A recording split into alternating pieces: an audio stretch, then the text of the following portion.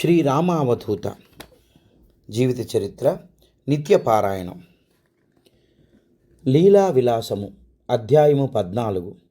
శ్రీ గణేశాయ నమ, శ్రీ సరస్వత్వై నమ, శ్రీరామావధూతాయ నమ. బోధాత్మకం భావనాగమ్యం భవపాపనాశకం తారయతి సంసారాత్ తాత ఇత్యక్షరద్వయం. పూర్వకాలములో మునులు ఋషులు వందల కొద్ది సంవత్సరములు తపస్సు చేసి భగవద్ దర్శనము అనుగ్రహమును పొందుటకు ఎంతో శ్రమించినప్పటికీ ఏ కొద్దిమంది భాగ్యులకో ఆ అదృష్టము దక్కేది. సూతుడు, వ్యాసుడు మొదలగు మహానుభావులు ఈ మునులకు కలిగిన ఆధ్యాత్మిక సందేహములను, భగవంతుని లీలా విలాసములను ఉపదేశముల ద్వారా బోధిస్తూ వారినెప్పటికప్పుడు ఆధ్యాత్మిక మార్గములో నిలదొక్కుని పురోగతి నొందుటకు ఉత్సాహపరుస్తుండేవారు. గురు పరంపరలో ఆద్యుడైన దత్తాత్రేయుడు కూడా తన శిష్యులైన కార్తవీర్యార్జునుడు, యదు మహారాజు, ప్రహ్లాదుడు మొన్నగు వారిని ఈ ఉపదేశముల ద్వారానే అనుగ్రహించి ఆశీర్వదించి వారికి ఉన్నత స్థితి మార్గమును సుగమము చేశారు. ఆ కాలంలో ఇదంతా అరణ్యంలోనే తపస్సు చేసుకునే మునులకు మాత్రమే పరిమితమయ్యేది. స్వయంగా బ్రహ్మదేవుడే గురుభక్తుల జోలికి పోరాదని కలిని శాసించుటచే కలి ప్రభావం గురుభక్తులపై ఉండదు. అందుకనే నేటి సమాజంలో మారిన పరిస్థితులలో గురుకృపతో కలి ప్రభావం నుండి తప్పించుకోవడం ఈ జనారణ్యంలో ఉన్న ప్రతి సామాన్య మానవునికి కూడా తప్పనిసరైంది. ఈ కారణం చేతనే దత్తావధూత సాంప్రదాయం ఏర్పడి కాలానుగుణంగా అనేక మార్పులు చెందుతూ సామాన్య మానవునికి అత్యంత చేరువై వారిని ఏ విధంగానైనా గురుకృపా రక్షా కవచములో ఉంచుటకు ఎప్పటికప్పుడు అవధూతలు అవతరిస్తూ ఈ యాగఫలాన్ని భక్తజన కోటికి అందుబాటులోకి తెస్తున్నారు. భగవత్ స్వరూపులైన రామిరెడ్డి తాత వంటి అవధూతులు వారికేమీ అవసరం లేనప్పటికీ తమ లీలా విలాసంతో భక్తులను అనుగ్రహిస్తూ వారిని సన్మార్గంలో ఉంచి వారిని భక్తి మార్గంలోనికి మళ్లించి వారిపై కలి ప్రభావం పడకుండా కంటికి రెప్పలా కాపాడుతున్నారు. అటువంటి తాతగారి జీవితం నిత్య నూతనము, లీలామయం. అందులో మచ్చుకు కొన్ని మాత్రమే ఇప్పుడు తెలుసుకోబోయే లీలలు. ద్వారకామాయి. హైదరాబాదు బోయినపల్లి శ్రీనివాస్ గారు 1983 సంవత్సరం నందు షిరిడీ వెళ్ళి ద్వారకామాయిలో నిద్ర చేయవలనన్న సంకల్పముతో షిరిడీ చేరిరి. అయితే అప్పటికి వారం రోజుల ముందు నుండే ద్వారకామాయిలో నిద్ర చేయుటను నిషేధించరని తెలుసుకుని హతాశులైరి. అక్కడ ఉన్న వారిని ఎంత బతిమాలినప్పటికీ ఒకసారి నిషేధము విధించిన తర్వాత ఇక పద్ధతి మార్చే ప్రసక్తే లేదని ఖరాఖండిగా జవాబిచ్చిరి. చేసేదేమీ లేక అసంతృప్తితో ఆ లోటు మనసులోనే మిగిలిపోగా మరలి వచ్చిరి. ఆ తర్వాత ఎన్నిసార్లు షిరిడీ యాత్ర చేసినప్పటికీ ఈ అసంతృప్తి మాత్రం మిగిలిపోయినది. 1990 సంవత్సరంలో తాతగారి దర్శన ప్రాప్తి లభించిన తర్వాత తరచుగా కల్లూరు వెళ్ళి తాతను దర్శించుకోవడము ఆనవాయితీగా మారింది. ఆ విధముగానే ఒకసారి తాతను దర్శించుటకు ఒక ఉదయము కర్నూలు చేరి స్నానాధికములు ముగించి తాతకు నమస్కారములు పాదపూజలు ముగించి ఒక పక్కగా కూర్చుని ఉండగా హఠాత్తుగా కళ్ళ మీదకు నిద్ర ముంచుకు రాసాగింది. ఎదురుగా దైవస్వరూపుడైన తాత ఉండగా పగటిపూట అప్పుడే తాత దర్శనానికి వచ్చిన తాను నిద్రపోతే ఎంత అసందర్భంగా ఉంటుందో తెలిసినప్పటికీ నిద్రను ఆపుకోలేక ఒక దుప్పటి పరుచుకొని అక్కడే అలాగే నిద్రకు ఉరిగిపోయారు. అప్పుడు ఆ నిద్రలో ఆయన ఒక దృశ్యమును గాంచిరి. అదేమనగా తాను నిద్రిస్తున్న కల్లూరు తాతగారి ఇల్లులా కాక అచ్చుగుద్దినట్లు షిరిడి ద్వారకామాయిలాగా అక్కడ బాబాకు బదులు తాతగారు దర్శనమిచ్చి నవ్వుతూ నిలిచిన ఉండరి. ఉలిక్కిపడి లేచి చూచేసరికి ఎదురుగా తాత నవ్వుతూ నిలబడి దర్శనమిచ్చిరి. అప్పుడు ఆయనకు తన 7 సంవత్సరముల నాటి ద్వారకామాయిలో నిద్రించవలనన్న కోరికను తాత తన స్థానమైన కల్లూరులో తీర్చడం ద్వారా తనకు సాయిబాబాకు భేదము లేదని తెలుపటయే కాక భక్తుని మనస్సును గ్రహించి ఆ అసంతృప్తిని తొలగించి అతనిని ఆనందింపజేసి ఆశీర్వదించిరని అర్థమై తాతకు సాష్టాంగ నమస్కారం గావించిరి. తాత చిరునవ్వు. పిఎస్ రావు గారు 1992 సంవత్సరంలో షిరిడీలోని లెండీబాగ్ వద్ద ఆచార్య భరద్వాజ్ బుక్ స్టాల్ స్థాపించి నడిపేవారు. తాతగారితో దర్శన భాగ్యము గల వీరు భక్తితో కాక తెలియని అమాయకత్వంతో తాతకు దగ్గరై చనువుగా మాట్లాడుతూ తాతతో ఆనందంగా గడిపేవారు. అంతేకాని భయభక్తులతో దూరంగా మెలిగేవారు కాదు. ఎప్పుడు తాతను దర్శించుటకు వెళ్ళాలన్నా విడి పువ్వులు ప్రసాదం తీసుకుని వెళ్ళటం వీరికి అలవాటు. అదేవిధముగా తాతగారిని దర్శించుకున్నప్పుడల్లా ఎంతో ఆనందముగా ఉల్లాసముగా గడిపే వీరికి తాతగారితో అనేక మధురానుభూతులు కలవు. 1992 డిసెంబర్ 1వ తేదీన రావుగారికి ప్రేరణ కలిగి తాతను దర్శించుటకు కల్లూరు వెళ్ళిరి. అయితే ఆ రోజు ఉదయం నుండి మధ్యాహ్నం 12 గంటల వరకు తాతగారు యోగ నిద్రనందు ఉండరి. ఆ తరువాత లేచిన తాత స్నానము భోజనం ముగించిన తర్వాత ఆనవాయితీగా రావుగారు తీసుకువెళ్ళిన స్వీటును తాతకు నైవేద్యంగా పెట్టగా తాతగారు దానిని అందుకోక అక్కడ సాయిబాబాకు నైవేద్యంగా నుంచిన అరటిపళ్ళను ఒలిచిపెట్టి వీరికిచ్చి నవ్విరి. ఆ క్షణంలో తాత నవ్విన మనోహరమైన నవ్వును రావుగారు ఇంతకు ముందెన్నడూ చూడలేదు. వీరికి ఒంగోలు తిరిగి వెళ్ళాలంటే మధ్యాహ్నం 2:30 గంటలకు బస్సు కలదు. అది దాటిపోతే ఇక రాత్రి 7 గంటలకే. దానికి వెళితే వీరికి ఇబ్బంది కాబట్టి ఎలాగైనా 2:30 గంటల బస్సుకే వెళ్ళాలని వీరి తాపత్రయం. అయితే తాతగారు వీరికి ఎంతకీ అనుమతినివ్వకపోవడంతో అక్కడే ఆగిపోవలసి వచ్చింది. తాతగారు మాత్రం ఇంతకు ముందు మాదిరే చిద్విలాసంగా నవ్వుతూనే ఉండరు. ఆ తర్వాత 4 గంటల ప్రాంతంలో తాతగారు వీరికి ఇచ్చుటచే బయలుదేరారు. బస్టాండ్కు వస్తూ రాత్రి 7 గంటల వరకు సమయం ఎలా గడపాలా అని ఆలోచిస్తూ బస్టాండ్కు చేరిన వీరికి 2:30 బస్సు రిపేరుకు వెళ్ళి 4 గంటలకు వచ్చి బయలుదేరుటకు సిద్ధంగా ఉండుటగాంచి ఆశ్చర్యపోయారు. అందుకనే తాతగారు తనకు అప్పటి వరకు బయలుదేరుటకు అనుమతినివ్వలేదని అర్థమైంది. ఆ విధముగా బస్సులో ఎక్కి వస్తుండగా రాత్రి సమయంలో నిద్రపోతున్న వీరికి ఒక అద్భుతమైన దృశ్యం కానవచ్చింది. అది ఏమిటనగా షిరిడీ సమాధి మందిరము బాబా అభయహస్తం పటం నుండి బాబా నేను కర్నూలులో ఎందుకు నవ్వానంటే ఈ మాత్రం సేవ చేస్తుంటేనే నేను ఎంత ఆనందపడుతుంటే నీ జీవితం నాకు అర్పిస్తే ఇంకెంత ఆనందిస్తానో అని స్పష్టంగా పలుకుటను వీరు వినిరి. మెలకువ వచ్చిన తర్వాత వీరి కల్లూరులో తాతగారు నవ్విన నవ్వును షిరిడీలో బాబా తాను నవ్వినట్లు చెబుతున్నారంటే సాయిబాబా తనకు తాతకు భేదము లేదని స్పష్టపరిచిని నట్లే అర్థమై వీరు మరింత ప్రేమతో తాతకు దగ్గరైరి. తాతతో ఎన్నో అనుభూతులు ఉన్నప్పటికీ ఇది మాత్రమే తనను ఎంతగానో కదిలించిన విషయమని షిరిడీ ద్వారకామాయిలో వీరు ఎంతో ఉద్వేగముగా తెలియజేసిరి. అభయహస్తము. గద్వాలు వాసి అయిన సత్యనారాయణ రెడ్డి గారు వృత్తిరీత్యా దంతవైద్యులైనప్పటికీ ప్రవృత్తిరీత్యా నాయకత్వ లక్షణములు కలిగి ఊరిలోని ఎవరి మధ్య గొడవలు జరిగిన వీరే పంచాయతీ జరిపించి న్యాయ నిర్ణయం చేసేవారు. వీరు ఒకసారి తన బంధువైన వెంకటేశ్వరమ్మ గారితో పాటు కల్లూరు తాతగారి వద్దకు వెళ్ళుట తటస్థించినది. తాతగారు తాను తాగిన సిగరెట్టును వేరే వారందరికీ ఇచ్చి ఈయన దగ్గరకు వచ్చేసరికి వాడికి వద్దులే తాగకూడదన్నారు. వారికి అదే తాతగారి ప్రథమ దర్శనం. ఈ సత్యనారాయణ రెడ్డి గారికి ఉబ్బస వ్యాధి ఉంది. అందుకనే ఎవ్వరూ చెప్పక మునిపే తాతగారు అతనిని ఉద్దేశించి అలా పలకడంతో రెడ్డి గారికి తాతగారి సర్వజ్ఞత అర్థమైంది. ఆ తర్వాత తాతగారు వాళ్ళ పాపాలు మా మీద వేయాలనుకుని వస్తారు, వెనకాల తిడతారు అన్నాడు. తాతగారి ఈ మాట కూడా నిజమే అనడంతో రెడ్డి గారికి తాత పట్ల గౌరవభావం కలిగింది. ఎవ్వరికి అంతుపట్టని తన మనసు తాత ముందు వెల్లడి కావడంతో అతనికి తాత పట్ల గురి కుదిరి ఇక వెంకటేశ్వరమ్మ గారితో పాటు వారు తాతను దర్శించుకోవడం ప్రారంభించినారు. 1990 సంవత్సరం నాటికి వీరు గద్వాల నుండి కర్నూలుకు మకాం మార్చి ప్రైవేటు వైద్య వృత్తిని చేపట్టారు.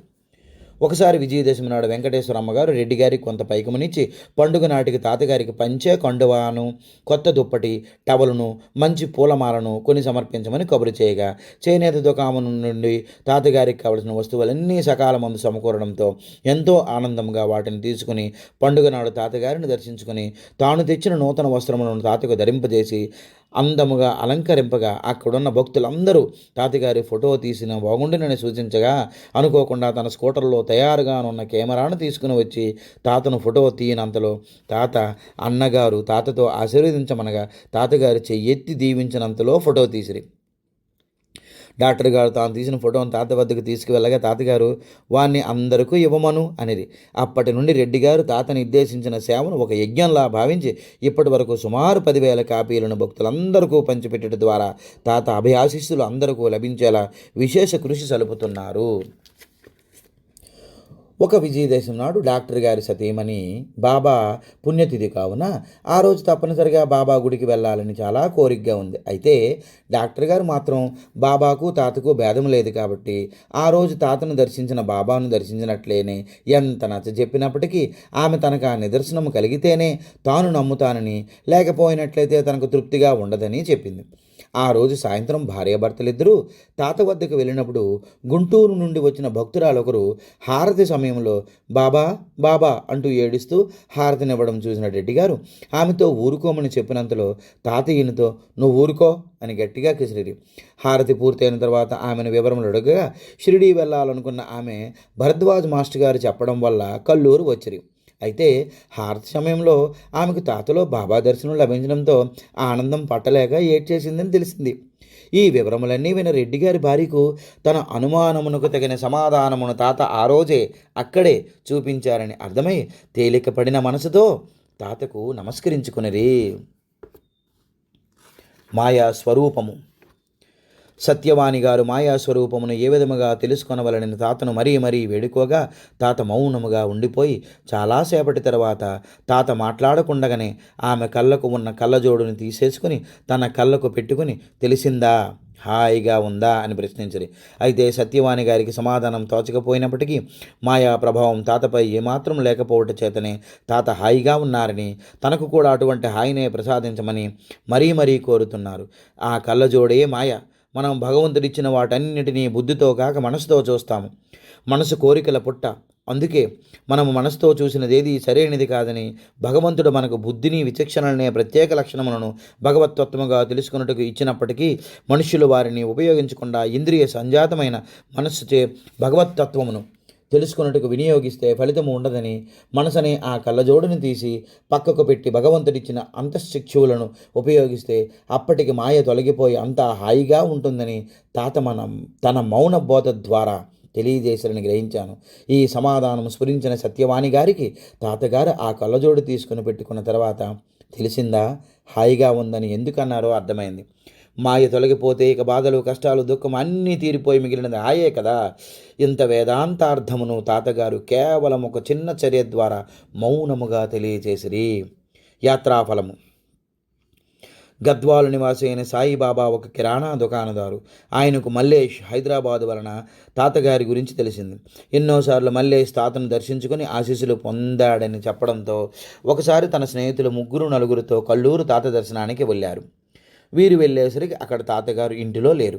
ఎప్పుడు వస్తారో తెలియదని అక్కడున్న వారు చెప్పుటచే చేసేదేమీ లేక తాత రాకకై ఎదురు చూస్తూ కూర్చున్నారు. అలా చూస్తుండగానే 4 గంటల సమయం గడిచిపోయింది. అంత దూరం వెళ్ళి తాతను దర్శించుకోకుండా రావడం అంటే మనసులో వెరపు. అప్పుడు సాయిబాబా గారు నిజముగా తాత మహిమ గలవాడైతే తన ఇబ్బంది తాతకు తెలియదా, వెంటనే రావాలి అని మనసులో అనుకుంటుండగానే తాత వచ్చారనే కలకలం మొదలైంది. ఆ రకముగా ప్రథమ దర్శనంతోనే తాత ఈయన మనసును దోచి తన భక్తుణ్ణి చేసుకున్నారు. ఒకసారి దీపావళి పండుగ నాడు వీరి భార్య అయిన నాగమణి గారు రకరకముల పిండి వంటలు స్వయముగా తయారు చేసి క్యారేజీ నిండుగా పెట్టుకుని తాతగారు తిన్న తరువాతనే తాను తింటానని నిర్ణయించుకుని పడగడుపుతో గద్వాలు నుండి కర్నూలు పయనమేరి కల్లూరులో ఎవరేమి పెట్టబోయినా తాతగారు ఏమాత్రం చేయవేయక నా భోజనం వస్తుందిలే అని ఎదురు చూస్తున్నట్లుగా వేచి ఉండ్రి. ఇక్కడ వీరి దారిలో ప్రయాణం మధ్యలో కొంత ఇబ్బంది జరిగి ఆలస్యమైందని హడావిడిగా తాతను చేరి భోజనం ఇవ్వగా దానికోసమే ఎదురు చూస్తున్నట్లుగా తాతగారు భోజనము పలహారములు తినట ప్రారంభించారు.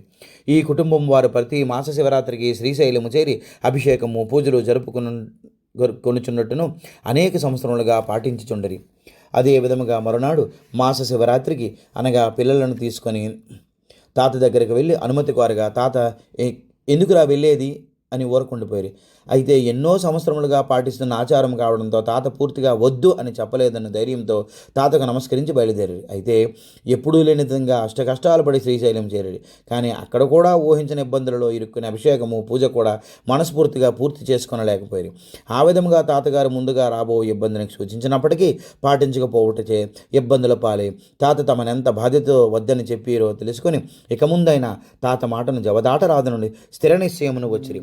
ఈ సంఘటన షిరిడీలో బాబా భక్తులైన తాత్య సంతకు వెళ్ళుటకు బాబా అనుమతి కోరగా బాబా అనుమతించినప్పటికీ తొందరగా వెళ్ళుటచే టాంగా ప్రమాదమునకు గురై సంఘటన జ్ఞప్తికి తెస్తోంది.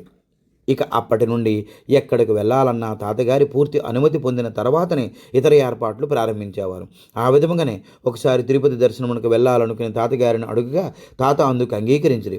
ప్రయాణపు తేదీ వచ్చేసరికి సాయిబాబా గారికి విపరీతమైన జ్వరం వచ్చినది. కుటుంబం అంతా కలిసి కల్లూరు చేరి కొనిరి. అయితే ఎన్నడూ లేని విధముగా తాత సాయిబాబా గారి దగ్గరకు రానియకుండా విపరీతంగా తిట్టడం ప్రారంభించింది. తాత తిట్లతో కుటుంబం అంతా బిత్తరపోయింది. చాలాసేపటి తర్వాత శాంతించిన తాత వారిని తిరుపతి వెళ్ళుటకు అనుమతినిచ్చి ఆశీర్వదించి పంపిరి.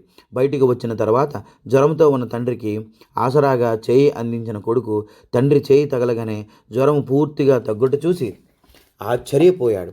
ఇంతకుముందు తాతగారు తిట్టినది సాయిబాబా గారిని కాదని, వారిని ఆవహించిన జ్వరమునని తెలుసుకొని ఆనందంతో తిరుపతి చేరి అక్కడ సాయిబాబా గారి కలలో తాత కనిపించి, నీ వెంట నేనున్నాను, నిశ్చితంగా ఉండు అని దీవించిరి. ఎంతటి అభిమానాన్ని తాతగారు వీరికి అందించారో అది కల కాదని, తాత స్వయముగా ఇచ్చిన అభయమని వారి జీవితంలో కుటుంబంలో జరిగిన అనేక సంఘటనలు ఈ వాక్కును నిర్ధారించాయి. కుటుంబ క్షేమం, రక్షణ వంటి సకల బాధ్యతలు తాత వహించటచే వాళ్ళు నిశ్చింతగా తమ జీవనము గడుపుతున్నారు.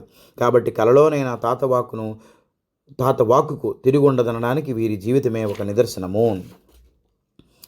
ఆ తరువాత సాయిబాబా గారు ఎవరెడీ బ్యాటరీ డీలర్ అయి హైదరాబాదులో స్థిరపడిరి. సాయిబాబా గారు ఎప్పుడు తాత దర్శనమునకు వెళ్ళిన పాదాల వద్ద కూర్చుని విష్ణు సహస్రనామ పారాయణం చేయడం ఆనవాయితీ. నియమము తప్పక వారు చేసే ఈ పారాయణమును తాత కూడా శ్రద్ధగాను తాధ్యాత్మకంతోనూ ఆలకించేవారు. ఆ సమయంలో ఎవ్వరే మాట్లాడినా తాత సహించేవారు కాదు.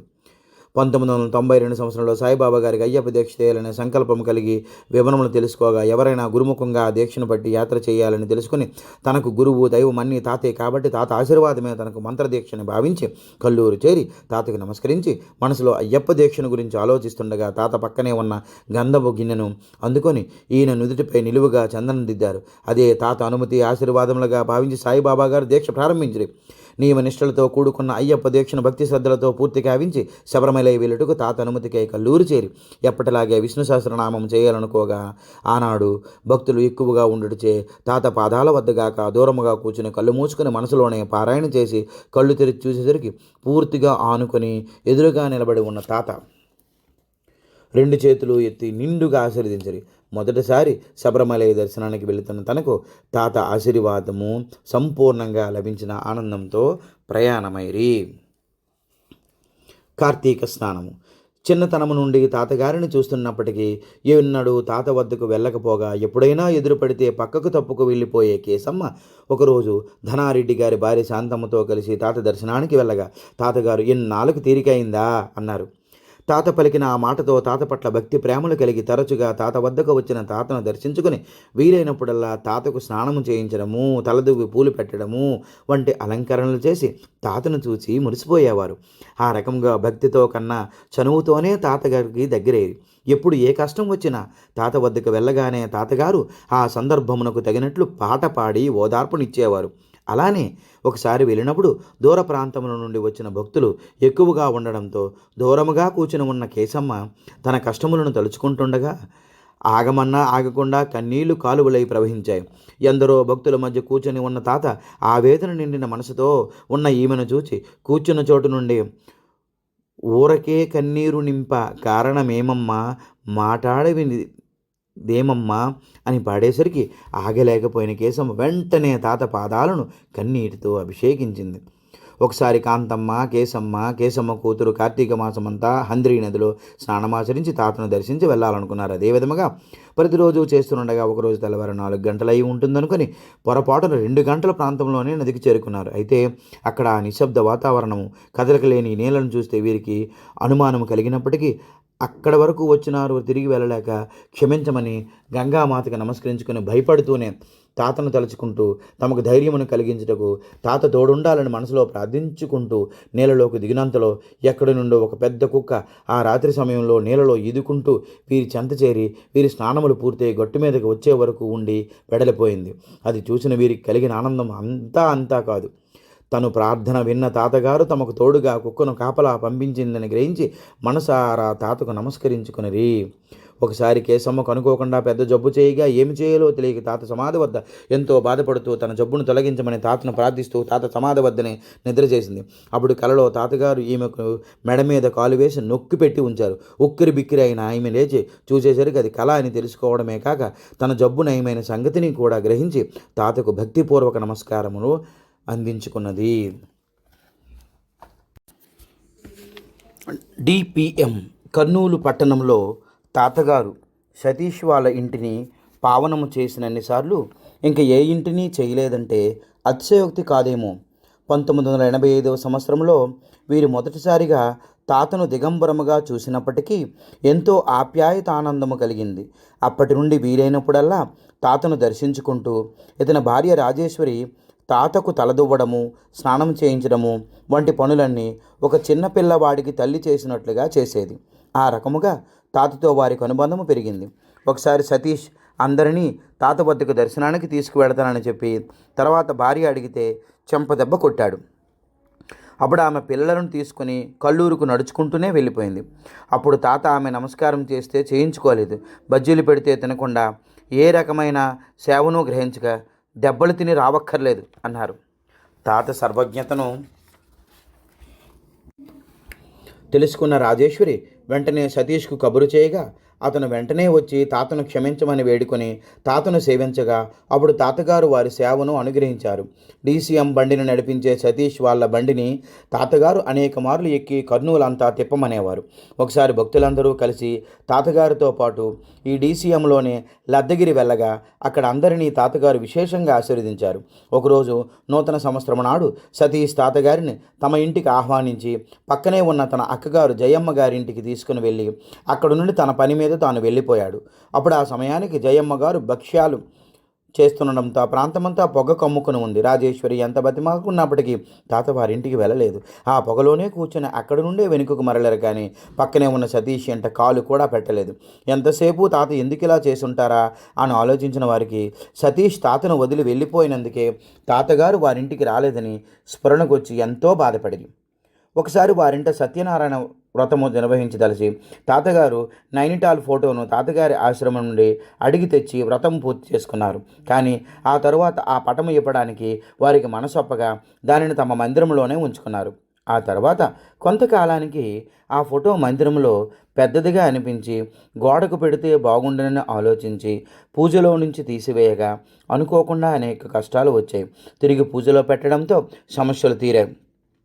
ఇలా ఒకసారి కాక రెండుసార్లు అదే జరగడంతో వారికి ఆ ఫోటోను మార్చడం వలనే కష్టాలు ఉన్న సంగతి గ్రహించి ఆ ఫోటోను పూజా మందిరంలో యథాస్థానంలో నుంచిరి. తాతగారు అనేక సార్లు ఎక్కిన డీసీఎం అంటే ఇంట్లో అందరికీ ప్రాణం. దీనిపై ఆదాయంతోనే వారు 2 అంతస్తుల భవనం నిర్మించుకోగలిగారు. బాగా డబ్బు గడించి ధనవంతుల జాబితాలో చేరారు. జనవరి 13, 1993 నాడు రాత్రి 10 గంటల ప్రాంతంలో తాతగారు తన ఆశ్రమంలో చంద్రారెడ్డి మదిలేటిని బయటికి తీసుకువెళ్ళమని బలవంతం చేసి సతీష్ వారింటికి వచ్చిరి. కానీ లోపలికి రాలేదు. వీళ్ళ డీసీఎంలో ఎక్కి కూర్చుని తన చిరకాల భక్తుడని కుమ్మరి లక్ష్మయ్య వద్దకు వెళ్ళి అతనికి దర్శన భాగ్యం కలిగించి రాత్రి 2 గంటల ప్రాంతం వరకు ఊరంతా తిరిగి అప్పుడు ఇంటికి చేరారు. తాత రాకకై ఎంతో ఆతృతగా ఎదురుచూస్తున్న రాజేశ్వరి ప్రేమతో పెట్టిన భోజనమును ఆ అర్ధరాత్రి తిని విశ్రమించిరి. అప్పుడు తాతగారికి అలంకరణ చేయడంలో శ్రద్ధ వహించే రాజేశ్వరి తాతగారి చేతులకు పాదములకు గోళ్ళ రంగు వేయగా తాత ఎటువంటి అభ్యంతరము తెలిపక వేయించుకున్నది. ఇది జరిగిన 2 రోజులకే తాత సమాధి చెందడంతో ఆనాడు ఆమె చేసిన గోళ్ళ రంగు అలంకరణతో తాత సమాధిలో కూర్చుండిపోయిరి. హైదరాబాద్ వాత్సవులైన చంద్రశేఖర్ రెడ్డి, మల్లేష్ తాత దర్శనానికి కల్లూరు వచ్చి తాతగారు సతీష్ వారి ఇంటిలో ఉన్న సంగతిని తెలుసుకుని అక్కడకు వచ్చి తాతను ఎన్నిసార్లు రమ్మని పిలిచినా తాతగారు రాకపోవడంతో అక్కడే నిద్రించిరి. తెల్లవారిన తర్వాత కూడా సతీష్ నిద్ర లేకపోవడంతో డ్రైవరు లేరా అంటూ అతనిని లేపి కల్లూరు బయలుదేరగా మల్లేష్ తాతగారికి లడ్డూ ప్రసాదంగా సమర్పించగా తాతగారు దానిని సతీష్కిచ్చి ఇంట్లో అందరికీ పెట్టు అని పంచిరి. తాత వాళ్ళ ఇంటికి వచ్చిన రోజు వీరు తాతకు స్వీట్ పెట్టాలనుకుని తాతగారు ఆలస్యంగా రావడంతో పెట్టలేదు. తర్వాత తాతగారే వారికి స్వీట్ పంపించారు. సతీష్ అక్కగారైన జయమ్మ తాత దర్శనానికి వెళ్ళినప్పుడు ఒకసారి తాతగారు తాను కూడా వస్తానని బయలుదేరేసరికి గుర్రబండిని మాట్లాడి తాతను అందులో కూర్చున్నబేసి తాను నడుస్తామంటే అప్పుడు తాతగారు తల్లి పిల్లలేం మనకేంటి అని వారిని కూడా ఎక్కమన్నారు. ఆ రకముగా వారి పట్ల మాతృభావనను చూపించిన తాత ఎప్పుడూ వారిని అదే విధంగా ప్రేమించేవారు. తాత సమాధి అప్పుడు అంతిమ యాత్రకు మండలారాధనకు వీరి డీసీఎంనే ఉపయోగించిరి. ఆ తర్వాత తాతగారి మొదటి ఆరాధనోత్సవమును ఘనంగా నిర్వహించవలనన్న ఆలోచనలో ఉన్న చంద్రారెడ్డి ఈ పాత బండిని వద్దని కొత్త బండిని ఒకదిని బాడుగకు తెప్పిస్తానని చెప్పగా రాజేశ్వరి ఎంతగానో బాధపడింది. అయితే అదే రోజు రాత్రి చంద్రారెడ్డి కలలో తాత కనిపించి అతని మెడ పట్టుకుని ఎందుకు వేరే బండి అని తిట్టేసరికి భయపడిన అతడు మర్నాడే సతీష్ వారింటికి వెళ్ళి జరిగిన సంగతి చెప్పి ఆ బండినే తీసుకురమ్మని చెప్పారు. తాతగారి ఆరాధన రోజున సమాధిపై వేసిన కండువా రాజేశ్వరికి బాగా నచ్చగా దానిని ఎలాగైనా ప్రసాదంగా ఇవ్వమని అడిగితే బాగుండునని అనుకుంది. కానీ జనసందోహం మధ్య ధైర్యం చేయలేకపోయింది. అయితే ఆ మరునాడే మదిలేటి తాత సంకల్పంతో అదే కండువాను వీరికి తాత ప్రసాదముగా ఇచ్చారు. ఆ రకముగా సమాధిలో నుండి కూడా తాత భక్తుల కోరికలు మన్నించి తీరుస్తున్నారని స్పష్టమవుతోంది. మహాప్రసాదం. రాజారావు గారి సతీమణి అయిన సత్యవాణి గారుకి తాతగారితో అనేక మధురానుభూతులు కలవు. వీరికి భారం ఉమామహేశ్వరరావు గారి ద్వారా తాతగారి గురించి తెలిసి వీరందరూ కలిసి తాత దర్శనానికి వెళ్ళేవారు. ఎప్పుడు వీరు తాతగారి దర్శనానికి బయలుదేరినా తాతగారు కల్లూరులోని ఎదురు వచ్చి లోపలికి తీసుకువెళ్ళేవారు. ఆ రకముగా ఎవరైనా ఇష్టమైన బంధువులు వస్తే ఇంటివారు ఆనందంతో ఎదురేగి వారిని ఆహ్వానించినట్లుగా అవి అని వీరికి అనిపించేది. సత్యవాణి గారు మొదటిసారి తాత దర్శనానికి వెళ్ళేటప్పుడు మనసులో తాతగారికి నమస్కరించి తాతకి ఏది ఇష్టమో ఆ పదార్థమునే తాను తాతకు ప్రసాద రూపముగా తీసుకువెళ్ళేటట్లు చేయమని తాతగారిని ప్రార్థించుకోగా పండరసము ఫ్రూటీని తీసుకుని వెళ్ళాలనిపించింది. వీరు తాత దర్శనానికి కల్లూరి చేరేసరికి తాతగారు ఇంటిలో లేరు. కొంచెం సేపు తాతకై వేచి చూసి ఇక ఆగలేక తాతను వెతుకుతూ బయలుదేరి కొంతసేపటి తరువాత తాతగారు ఒక పేదవాళ్ళ ఇంటి వద్ద ఉండడము చూసి అందరూ పరుగును పోయి తాతను దర్శించుకొని అందరూ తాము తెచ్చిన పదార్థములన్నింటినీ తాతకు సమర్పించిరి. అయితే తాతగారు ఒక్కొక్క పదార్థమును చేతిలోకి తీసుకోవడం, ఆ తర్వాత ఆ ఇంటి పేదవారికి ఒక్కొక్క పదార్థముగానే ఇచ్చి వారిని వారింట్లో భద్రపరుచుకోమని చెప్పారు. ఇక సత్యవాణి గారు తీసుకువెళ్ళిన శీతల పానీయం మాత్రం పక్కన పెట్టుకుని మొత్తం తాగిరి.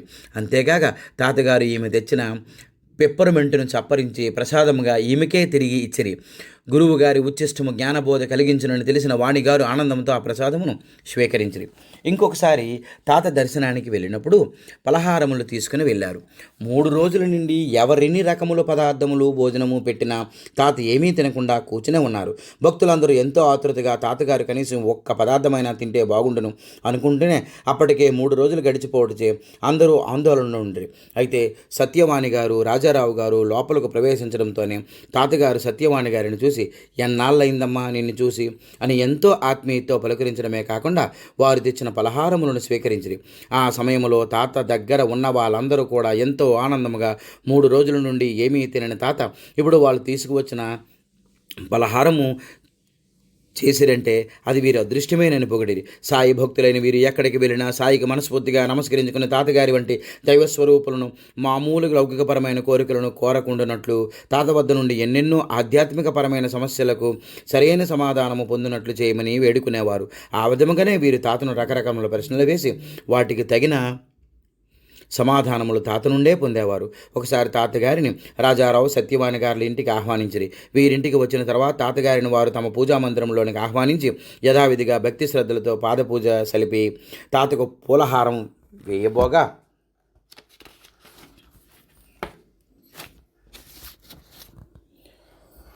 తాతగారు పెద్ద ఆయనకు వెయ్యి పో అని హాలు చూపించిరి. వీరింట్లో సాయిబాబా పటమును కుర్చీలో కూర్చొని అలవాటు. రాజారావు గారు ఎక్కడ ఎవరి ద్వారా తమకు ఆశీస్సులు లభించినా అదంతా బాబాకు తమపై గల దయ అని భావించి బాబాకు కృతజ్ఞతలు తెలుపుకునేవారు. వారి మనసును గ్రహించినట్లుగా తాత కూడా పూలహారమును బాబాకే వేయించి సాయి పట్ల వారికున్న భక్తి భావమును సుస్థిరపరిచిరి. సత్యవాణి గారి ఆధ్యాత్మిక ప్రశ్నలన్నిటికీ తాతగారు సాధ్యమైనంత మౌనముగానే సందేశములు అందించేవారు కాబట్టి ఆవిడయు తాతగారిని మౌనముగా జ్ఞానబోధ చేయి దక్షిణామూర్తిలా భావించేవారు. అందుకే తాతగారు తమ ఇంటికి వచ్చినప్పుడు పాదపూజ పూర్తి చేసి దక్షిణామూర్తి అష్టోత్తర పూజను తాతకు గావించి తాత తనకు జ్ఞానబోధ చేసి తన జీవితమును ధన్యముందించవలసినదిగా మనస్ఫూర్తిగా విన్నపము చేసుకునిరి. ఇక రాజారావు గారు తాత అనుమతి కోరి తాత పాదుకలను స్వీకరించి భద్రపరుచుకునిరి. ఆ రకముగా ఆ దంపతులకు ఆనందమును సంతృప్తిని కలిగించిన తాత తిరుగు ప్రయాణమైరి. అప్పుడు రాజారావు గారు తాతగారితో ఎన్ని జన్మల భాగ్యవశమునచో వశముననో తాతని ఏడు తమ ఇంటికి పావనం చేశారంటూ లౌకికపరమైన మర్యాదను పాటిస్తూ చెప్పడంతో తాత ఒక్కసారిగా ఉగ్రరూపం దాల్చి, వీరి దగ్గర ఇలాంటి కళలు కూడా ఉన్నాయా, నీ దగ్గర ఇలాంటి కళలు కూడా ఉన్నాయా అంటూ తీవ్రంగా కసిరారు. అప్పటి వరకు ఎంతో శాంతమూర్తిలా తమ వాడులా ఉన్న తాత రౌద్ర రూపము, తాత చూపులోని తీక్షణత గమనించిన రాజారావు గారికి ఒక్కసారిగా జంకు కలిగింది. తాతగారికి ఇటువంటి నోటి మాటలతో పని లేదని, భగవంతుడు చూసేది మనసునే కానీ మర్యాదలను కావని అర్థమై తమ తప్పును తెలుసుకున్నారు. దీనివలన తాతగారు ఎంత ఆత్మీయంగా ప్రేమగా తమ కృపను కురిపించగలరో అంతకన్నా కఠినముగా చిన్న తప్పును కూడా ఒప్పరని తెలుస్తోంది. అప్పటి వరకు ఎంతో శాంతముగా వారి సేవను అనుగ్రహించినప్పటికీ ఎప్పుడైతే లౌకిక మర్యాదగా నోటి మాటలు మాట్లాడారో తక్షణమే ఆ తప్పును ఉపేక్షించకపోవడం చూస్తే తాతగారు ఎంతగా సిస్టమ్ను పాటిస్తున్నారో అర్థమవుతోంది. కాబట్టి మనం ఎంత క్రమశిక్షణతో ఉండాలో తాత ఈ చర్య ద్వారా తెలియజేసిరి.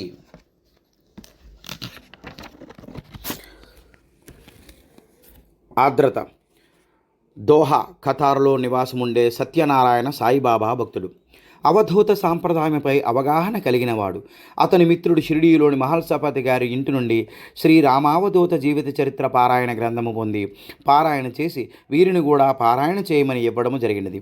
అప్పటికి తాతగారి పేరు కూడా వినని వీరు తాత పారాయణ చేయుటకు నిర్ణయించుకోగా సత్యనారాయణ భార్య పద్మ పారాయణ ప్రారంభించిన మొదటి రోజు నుండే తాతగారు మహాద్భుత లీలలు చూపిస్తూ సప్తాహ పారాయణ పూర్తయ్యేసరికి ఆమెను తాత తన బిడ్డగా స్వీకరించిన అనుభూతిని ఆమె కొసగిరి.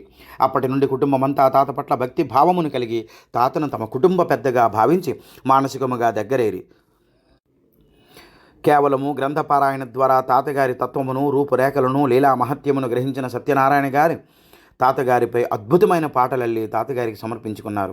భారతదేశానికి రావడంతోనే మొదటగా కల్లూరు చేరి తాతను దర్శించి ఈ పాటలను గానము చేయగా తాతగారు ఆ పాటలను అనుగ్రహించిన ప్రత్యక్ష నిదర్శనము అతడు పొందడము, తాత సమాధి వద్ద కుటుంబమంతా నిద్ర చేసిన తర్వాతే వారి గ్రామానికి వెళ్ళారంటే వారు తాతను ఎంతగా ఆరాధిస్తున్నారన్నది తెలుస్తోంది. ఇతని భార్య పద్మకు అనేకసార్లు తాతగారు స్వప్న సందేశము ద్వారా అనేక సంకేతములిచ్చి తానున్నాను అనే ధైర్యము, తృప్తి వీరికి కలిగేలా చేసి తాతగారిని వారు ప్రత్యక్షముగా దర్శించలేకపోయామన్న అసంతృప్తి వారికి ఏమాత్రమూ కలిగినీయకుండా అనుక్షణము తన అనుగ్రహం వీరిపై అపారంగా కురిపిస్తున్నారు. ఏ ఇతర అవధూతల దర్శనానికి వెళ్ళినా ముందుగా వారు తాతగారి అనుమతిని పొందడం వలన ఆ అవధూతలు వీరి పట్ల ప్రత్యేక ప్రేమాదరములు కల్పించిన సందర్భములు కూడా వీరు అనుభూతి నొందిరి. 2009 అక్టోబరు నెలలో కర్నూలు పట్టణానికి సంబంధించిన తుఫాను బీభత్సాన్ని ఆ రోజు రాత్రి కర్నూలు పట్టణము ముంపుకు గురై కొట్టుకుపోవచ్చునని ప్రభుత్వ హెచ్చరికను టీవీ వార్తల ద్వారా తెలుసుకున్న సత్యనారాయణ హృదయం కదిలి తాతగారి గ్రంథములోని ఇథోపియా దేశములో సంభవించిన కరువు రక్కసిని అల్లు భాస్కర రెడ్డి గారి విన్నపంతో రూపుమాపి తన శక్తిని అవధులు లేవని నిరూపించిన అవధూత రామిరెడ్డి తాత లీల మదిలో మెదలగా కర్నూలుకు వాటిల్లిన ముప్పును తాతగారి సమాధి నుండి తన పాదము అడ్డుపెట్టడం ద్వారా, వరద ఉధృతిని తన చేతిని ఆకాశానికి హద్దుగా పెట్టడం ద్వారా తుఫాను బీభత్సాన్ని ఆపి కర్నూలు ప్రజలు ప్రాణహాని నుండి తప్పించమని హృదయము ప్రవించగా రాత్రంతా తాతను ప్రార్థిస్తూ గడపగా తెల్లవారేసరికి 3 అడుగుల నీరు తగ్గడమే కాక ఆ తరువాత ఒక్క వర్షపు చినుకు కూడా కురియకపోవడం వలన వరద ఉధృతి క్రమంగా తగ్గింది. ఆస్తి నష్టం పూర్తిగా వాటిల్లినప్పటికీ ఇతని ప్రార్థన ప్రకారం ప్రాణ నష్టం ఏమాత్రము జరగకపోవడం కేవలము తాత కృపా కటాక్షమేనని ఇతని నమ్మకం. ఆ రకంగా తాతగారు ఆనాడు సశరీరులుగా ఉండి ఇక్కడ నుండి భక్తుని ప్రార్థన మన్నించి ఎక్కడో యుథోపియా కరువు రూపుమాపినట్లుగానే ఇప్పుడు ఎక్కడో దూర ప్రాంతం నుండి తాతను ప్రార్థించగా ఇక్కడ ఉన్న వరద బీభత్సాన్ని ఆపగలిగిన తాత తన శక్తికే కాక భక్తుల విన్నపానికి కూడా అవధులు లేవని చాటి చెప్పారు. కర్నూలు పట్టణం ఇంత ముంపుకు గురైనప్పటికీ కేవలము 3 కిలోమీటర్ల దూరంలో ఉన్న కుగ్రామం కల్లూరు ఏమాత్రం వరద తాకిడికి గురి కాకపోవటము కేవలము తాతగారి మహద్భుత లీలలో ఒకటి. తన విన్నపాన్ని మన్నించిన తాతకు కృతజ్ఞత తెలుపుకోవడం మాత్రమే కాదని సర్వం కోల్పోయిన కర్నూలు వాసులకు తనకు తోచిన సహాయం అందించడం తన కనీస కర్తవ్యంగా భావించిన సత్యనారాయణ ఖతార్లోని తన మిత్రుడైన తెలుగు కళా సమితి వారిని సంప్రదించగా సమితి నిర్వాహకులైన ప్రకాశ్రావు, రామకృష్ణులు వెంటనే విశేషంగా స్పందించి ఇంతటి బృహత్ కార్యక్రమంలో తమ వంతు కృషిగా సభ్యులందరినీ ప్రోత్సహించి అందరి సహాయ సహకారాలతో వారే ఊహించని ధనమును సమకూరగా రామసన్నిధానము హైదరాబాదు వారి ద్వారా కర్నూలులో 12 రోజుల పాటు అన్నదానము, కనీస అవసరాలు తీర్చి కొన్ని వస్తువులు ఒక కుగ్రామంలో గుడిసెలు వేయించి వారికి వస్త్రములు, ధాన్యములు, స్కూలు పిల్లలకు సకల వస్తువులు సమకూర్చిరి.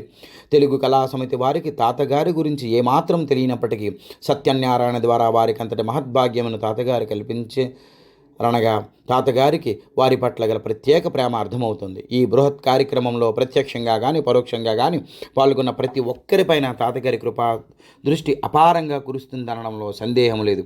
సత్యనారాయణ కుటుంబం మాత్రమే కాక ఖతారులోని తాత పారాయణ చేసిన ప్రతి ఒక్కరిని తాతగారు తన లీలలతో నిదర్శనములతో అలరిస్తున్నారు. ఆ రకముగా తమ జీవితంలోకి తనంతట తానుగా ప్రవేశించే లౌకికంగానే కానీ ఆధ్యాత్మికంగా కూడా ఉన్నతిని ప్రసాదిస్తున్న తాతకు ఆ జన్మాంతం కృతజ్ఞాంజలి సమర్పించుకోవడం తప్ప చేయగలిగిందేమీ లేదని వినమ్రంగా తాతకు అంకిత భక్తులైరి. త్వమేవ సర్వం మమదేవ దేవా.